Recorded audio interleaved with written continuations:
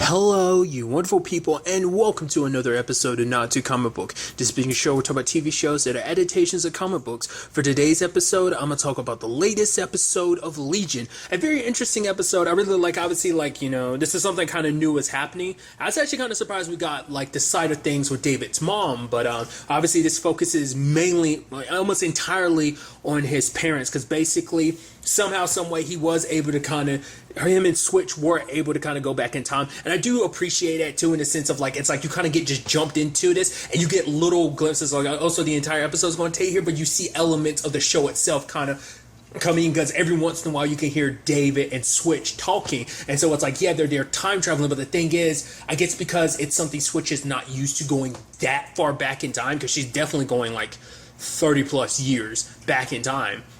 Because, there's certain points, they go back in time that David hasn't even been born yet. Other times he's still just a baby. So that's pretty far back in time. But it's very different from how she normally time travels, because her and David are invisible. It seems like, and because the entire time it seems maybe Charles or Gabrielle are having visions of David in the future or stuff like that. I'm like, what is up with that? It's David can't communicate with them, so he's trying to push that into their minds so he can try and get to them. But it's is it a dream? Is it just this? Is it that? So there's a lot of things that actually break down. Interesting thing is, I had to look it up because I kept looking at the actress who played David's mom, Gabrielle. I feel like I recognized her, and I was like, yeah, she's the actress from the TV show Deception. It was a short-lived show on ABC. Really good, crime drama. I won't get into it too much. I think the actress's real name is Stephanie Corneliuson. I'm sure I'm probably butchering that. It might be a lot more a lot easier to say than I'm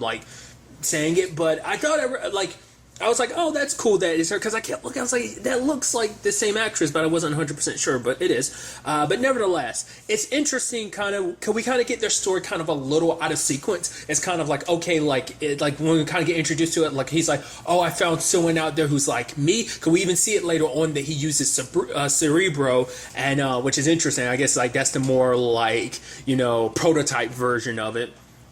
But nevertheless, it's the whole thing of okay, in this continuity, he's the only one of his kind that he can think of. I'm sure it's not in his mind of mutants or whatever. That term isn't there for him, but it's more so the whole specifically his abilities. So it might. I'm curious to see which one it is like that. Was he referring to just a mutant in general, or was he referring to someone with psychic abilities like him? He just always kind of felt alone, and it's so interesting how the story kind of revolves around that, kind of showing you the similarities between his and David's story, even to the point David's they met in this is when they met. They met in a mental hospital, and he laughs, and Switch is like, why is that so funny? He's like, I don't know, it's funny because I guess it runs in the family. Because it's interesting, I was like, yeah, because I thought that the moment, I was like, oh, Charles is in a mental facility. And I was like, oh, it's interesting. But it's not just stopped there, because when it's almost kind of it's all happening again to a certain extent, because it's well, Charles met Gabrielle in the mental facility just like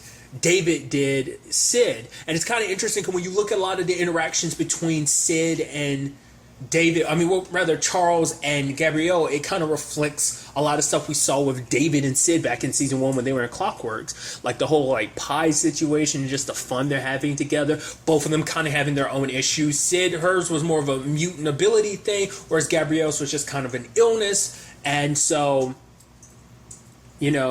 him being oh, I'm not well, but she was also, I'm not well either. It's also an interesting conversation of he believes that people can change, and she's like, well, if you believe that, when the time comes, change my mind, So it's kind of interesting. Like I said, there's a lot of parallels between him and Sid. It's a very complicated situation, and I thought it was kind of interesting too, because obviously the whole situation was kind of beyond Switch's control, because they were like, whoa, he's like, why are we back here? This is even further back. Why are we in going here? And kind of bouncing back and forth, I guess because it's kind of all tied together, because I guess the whole time travel thing, David's kind of latching onto their minds to a certain point, and maybe when their minds kind of wander somewhere else, it kind of yanks them, he's bound with Switch, so maybe any kind of mental pull on him kind of yanks her along.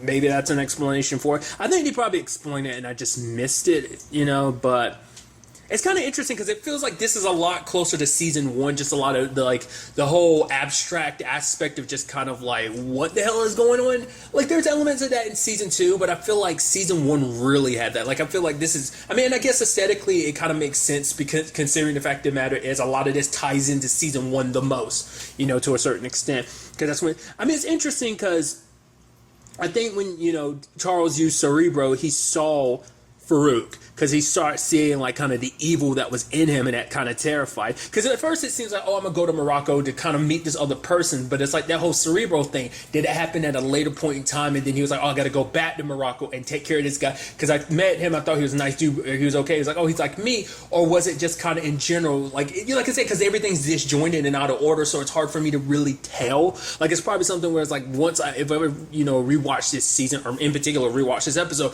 it'd probably make a lot more sense to me. But I'm trying to understand that he used Cerebro before he met with Farouk. What's he thinking? Like, okay, Farouk's kind of got this evil thing about him, but it's like, hey, he's like me. I can go change him. I can talk to him. The moment he got there, he saw firsthand what Farouk is like, because Farouk had brought that up last season. It's like, my people, yeah, I kind of handle things my way, but my people prosper. And then lo and behold, what happened? A white man came in and kind of started made me out to be the villain, and, kind of uprooted everything that, I built. So it's kind of interesting. It's when you actually break that down, you've seen that arc. Not necessarily seen the arc, but you've gotten the full scale of that arc. Because in season one, you learn about like, okay, how Farouk got in David in the first place. Season two, you understand a little bit more from Farouk's point of view of like, oh yeah, like David's dad coming there, kind of imposing his form of justice. And now season three, we kind of see like an outside, a third party outside perspective of that whole situation going down. Technically, we're seeing it from David's perspective, but still, you get what I'm trying to say. And lo and behold, the entire time, he's just trying to protect himself. He's trying to reach out to his mom, but like I said, she can't hear him because of the whole situation. He even tries reaching out to his dad, but I guess it probably might even be harder like to reach out to their dad. Like I guess it's just because, for one, you're not only trying to reach their minds, you're reaching their minds across time and space, and that's harder to do. Maybe because it's a situation of it's a time where he's a baby, so for you to kind of coexist in that time, like you'd have to be a full-grown adult, so like everything doesn't, like the whole paradox of it doesn't really resonate, so it kind of creates this issue of like he can't fully get through. So that's my justification for him. I was also curious like how Charles and Gabrielle were going to get out of that mental facility, and it's like, oh, I guess Charles just got in everyone's head, and they're just like, oh, it's like, oh yeah, you guys are getting out of here. Even the doctor is celebrating, so I guess it's just kind of like you kind of pushed in and be like, oh yeah, you're A-okay, it's time to go. I even love aesthetically, it has like this darker tone, and then that happens, opens up the curtains or whatever, and it's like, oh, we're walking through, it's bright and sunny, shines, like, yeah, you got the rest of your lives in front of you type of thing. So I just thought, like I said, it kind of does a lot more of that season one thing where it's like, oh yeah, like at one point he dives deeper into, at one point it's like a memory from the World War, and I guess that was supposed to be his memory, because there was at one point he kind of goes to like this wooden bunker, like the door is like wooden, he opens it up and then it goes to black and white. So like I said, a lot of the aesthetics are very similar, more in line with what went down in season one, but just the approach and everything. So I just thought that was kind of fascinating. I mean, I guess when you actually break it down, it's kind of when you look at everything, it's kind of a combination of season one and season two in this season, with just how they're going about presenting the story in that regard, so it's fascinating. But I also thought it was kind of an interesting conversation. It took me a while to kind of piece it together where, Charles is worried, like, what if he ends up like me with my abilities? Because he doesn't want his son to feel alone. And you're also going to be kind of a freak, because you'll be able to hear people's thoughts and everything. But it's like, Gabrielle's like, oh, would you prefer him to be more like me? And he was kind of like, yeah. And she was kind of, no. And it's kind of interesting. And like I said, the thing that took me a while to realize was like, all right, David got a little bit of both of you. He got the abilities from his dad, but he also kind of got her sickness, because that was her thing too. It's like a combination of like, she can't tell what's real or not, what's just in her head. It's like, oh, I'm being haunted, I'm hearing this stuff and I'm seeing this stuff in my head and it's beautiful, but being haunted by the shadows. So it's like there's so much kind of hitting her all at once. It's just a little overwhelming, because I think David, in a sense, may have done more harm than good when you actually think about it. I mean, but he's so desperate to change everything. Even at one point, like, Farouk is trying to take over him as a baby, but he puts up a barrier around it and kind of fights Farouk back. It's even to the point he's kind of speaking to himself inside of his head as a child, being like, hey, I'm going to protect you. So... But there's that one moment where he's actually kind of peeking through, like he's kind of cracking through everything, and it's like, Mom, but she can't see him because he's so distorted. And at that point, she kind of passes out. Charles comes back in time, and he pushes David back, and David ends up flying through the hallway. And by the time he wants to go back, but this whole situation is taking its toll on Switch because she's never gone this far back, to the point she's bleeding from her mouth. She's exhausted. She pulls out a tooth, and she's like, I gotta rest, and she passes out.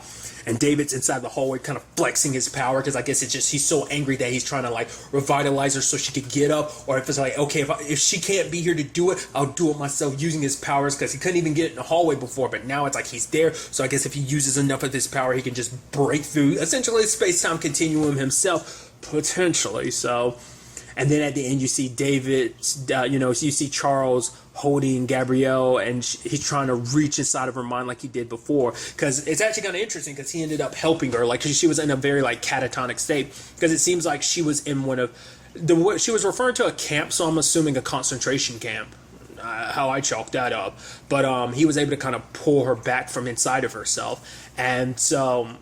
he was trying to do it again, but it didn't work. I guess, like, whatever was there kind of finally took the last hold it had over her, and there was no coming back. And because he was so distracted with that, he didn't see the whole thing with Farouk possessing David. So the question then becomes, it is a situation of, like, can any of that be changed? Is that so written in stone there is no changing it? Which kind of makes you go, like, that's the whole thing, too. It's like, is everything written in stone? Is there no changing anything? I mean, hell, like, a lot of stuff has changed, but still, like... maybe the pathways are different, but the road, the final destination ends up being the same, regardless, It makes you wonder. Or was it just that David screwed up and the situation didn't allow for him to do it? Like, I guess it's going to be a lot of trial and error, and it might be a trial and error. I'm sure it's going to be a situation that is going, like I said, take its toll on Switch to the point it might end up killing her to do this. But David's so intent on being like, oh, I'm saving other people by doing this. But more so than anything, you're saving yourself because you lost so much because of Farouk. And you're like, if it wasn't for Farouk, I'd be a better person. But to be fair, it's like, who's to say you wouldn't? Because obviously, like, your illness, something that kind of passed down genetically from your mom. So it's like, that was going to be in you regardless of Farouk or not. So who's to say, maybe in some twisted sense, Farouk being inside of you gave you the potential to be the hero you could have been. It's like, who would you be without Farouk? It's hard to say. And that kind of twisted thing of Farouk at the end, like, it's like, oh, me and my babe, because he referred to David as his baby, last season too, because he spent 30 years watching him grow, and it just, once again, in the twisted sense of like, oh, you were there driving me crazy, but it's like, yeah, I was there creeping in the shadows, but a lot of that could have just been on you too, because it's not just your powers, you're crazy as well, so it's a whole interesting thing in itself, so... I am curious to see what David will do, like, with a potential second try. Will, like, the next episode kind of explain, like, how we got to where we were? Or is it just going to be like, it is what it is, it worked, we're going to try it again later on, Carrie's going to work on some stuff? Or is it going to be a thing of just kind of, like, we get the explanation because Carrie's like, okay, this went wrong, but we're going to try it this way, and so on and so forth, so... There's also the sad conversation that David had with Switch, and he was like, because obviously for him it's like we're running out of time, Farouk's approaching, and for him it's like, because obviously he's getting a little choked up, because he didn't think he'd be this choked up seeing his real parents and everything, because for him it's like, oh, this is my real family, which is, it almost kind of is sad, because it almost makes it seem like, oh, Amy and your adoptive parents were, chopped liver to a certain extent when you actually say that, but it's like, yeah, he never got to know his biological parents at all, and so like they would understand him more than anyone in the world, like, if they were around, it's like, oh, you guys would never look at me like the monster everyone else does, So I can understand that sentiment, but it's also the situation of, for him, it's like, it's that whole thing going back to it, like, David just wants to be loved and accepted, because for him, it's like, they didn't love me. Like, why didn't you love me? Because you gave me up. It's like, why did you leave me behind? And now when we see Gabrielle's, condition at the end, maybe, taking care of David was too much, because for him, it's like a reminder of her being gone, whatever the case may be. Maybe he put her back in a mental facility to be taken care of because he couldn't reach her anymore. Like, maybe, like, the damage was so, like, heavily psychological that it, like, broke her psyche and there was no potentially repairing it, and maybe, in his mind, it's like, after everything that went down, it's like, maybe he's like, I failed as a husband, I'm going to fail as a father, so it's like, I'd rather give you the best chance, because if you stay with me, you're not going to have that opportunity, you're not going to have the best life you could have. But then it begs the question, like, what would things have been like if he had stayed with his dad? I mean, and it's also the thing too of like, is it a self-fulfilling prophecy in a certain extent? Was him going back in time what set everything in motion, or was this all going down a different path? Like, like I said, like before, does it end the same, but obviously the pathway to get there is a little bit different? That's why I'm wondering. That's what you always got to think about with time travel, because a lot of time travel makes it seem like everything's just kind of going to happen.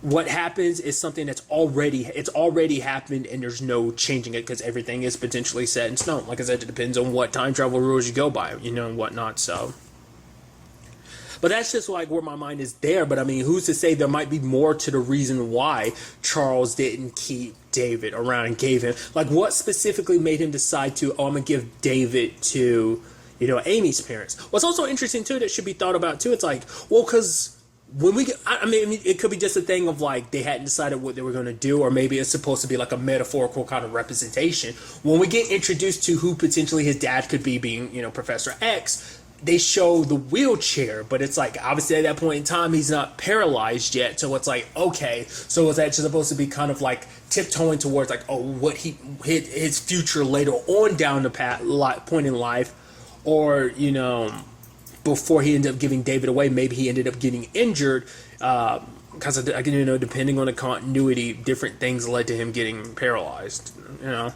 So I'm curious, where that stands, because the point is too, like, where is he present day? Is he still alive? Because also, once again, that also depends on what the continuity is like in Legion's universe of like, is it kind of like a Logan situation at that point in time? I'd assume not, but is he still, well, no, because he wouldn't be young at all, because he'd be pretty old at this point in time, considering David's, well, to be fair, not unless he's kind of going through a situation like Oliver, where his mind's on some like astral plane or something, maybe he's trapped like that.